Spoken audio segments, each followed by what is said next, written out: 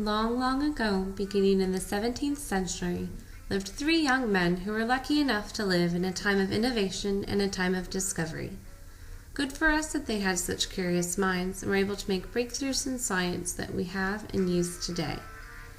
Thermodynamics is what their wondering led to, and it roughly translates to the study of temperatures, where we see that thermo means temperature and dynamic means pertaining to or characterized by energy. Galileo was a curious man. He helped to create the thermometer, which is an instrument measuring heat. He completed many experiments and is said to have initiated the science of invention of dynamics. Much later, Newton, also known as Newt, he was an inquisitive lad.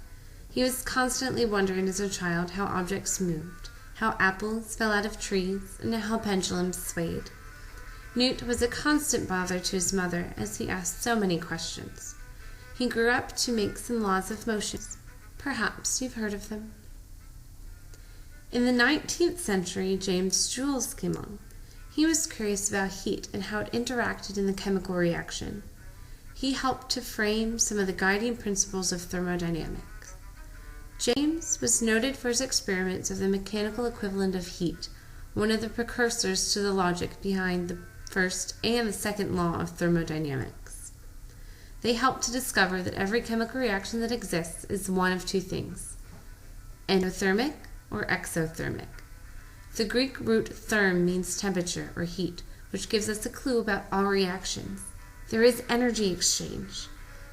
Endo means within, like the inside of the sun causing ice to melt. While exo means external, so think of outside. Types of these reactions are complete opposites. Without them, we wouldn't have had such luxuries as computers and cars, or my favorite, fireworks.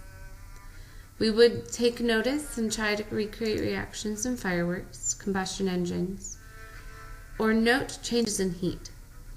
These curious minds help to shape the way the world is today.